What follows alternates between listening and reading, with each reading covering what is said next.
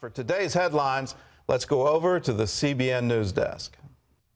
Gordon, Egypt's Muslim Brotherhood is calling for a wave of protest today after the military ousted that country's president and other top officials. Some are concerned, though, those protests will turn violent in retaliation for the removal of Mohamed Morsi, and there are still concerns about a civil war. Chris Mitchell has the story. Millions of Egyptians celebrated the army's takeover in the streets of Cairo on Thursday. They see the army as the protector of the revolution that started 2 years ago. I am here now because I am so happy for Egypt. My feeling is that I have my country back. We never liked anything done by the Muslim Brotherhood. This is the first time in 50 years that my heart is warmed. The jubilation comes just 1 year after the Muslim Brotherhood's Morsi was elected president of the country, bringing Islamists to power for the first time. Many felt he betrayed the people and destroyed the economy. We are standing here victorious.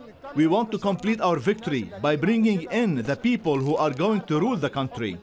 Because, as you know, the ruler of the country was unjust. They even lacked religion, and they wanted to divide us as religious and secular, and they managed to do it. Some called for calm. All that I ask of our great people who are supporting the ousted president is to close the gap that is between the Egyptian people. We should all unite and forget about the past. But Islamists are not backing down, and it looks like trouble could be on the way.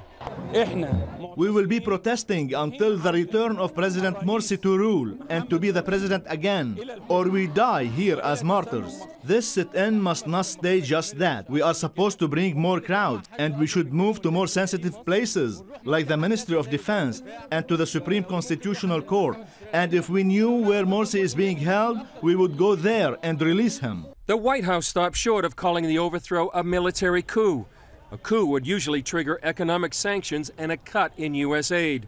In neighboring Israel, officials are not commenting on developments, but are concerned that Islamists could take advantage of any chaos in the country to launch attacks from the Sinai Desert or Gaza Strip into Israel. Chris Mitchell, CBN News, Jerusalem.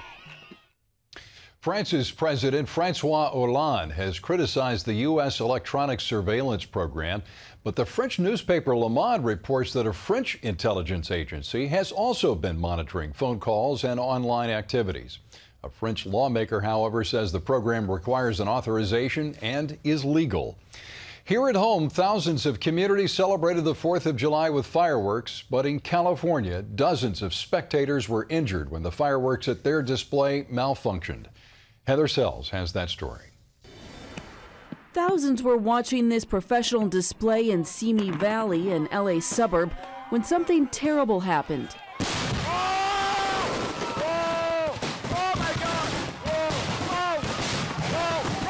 A malfunction just 2 minutes into the show sent fireworks into the crowd.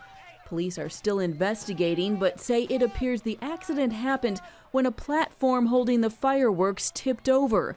Paramedics took 20 people to the hospital with minor to moderate injuries. I thought it was pretty spectacular, and then everything just went crazy, and everybody started screaming, and everything that was supposed to happen didn't happen. So it was pretty frightening. And a block of wood about this big came shooting down, and it hit the side of my leg. We had bits and pieces of fireworks coming at us. A big round cylinder block hit the person sitting next to me. After the accident, authorities immediately stopped the show and evacuated the field. A bomb squad deactivated the remaining fireworks. Nationally, fireworks safety is a big concern with trauma professionals. They treat 10,000 people a year for fireworks injuries. And ironically, their advice is to go to professional displays rather than risk setting off explosives at home. Heather Sells, CBN News. Those are today's top stories from CBN News. In the next few days, Muslims around the world will begin their holy month of Ramadan. It's an intense time of prayer and fasting lasting about 30 days. Observers abstain from food, drink, and other pleasures from sunrise to sunset with the goal of purifying the body and focusing the mind on spiritual pursuits. It's also a time, however, when Christians pray for the Islamic world, asking God to reveal to them the truth about Jesus Christ. Operation Blessing is playing a role in the opening of a new important teaching hospital in Haiti. Created by Partners in Health, it will provide primary care to about 185,000 people in the area.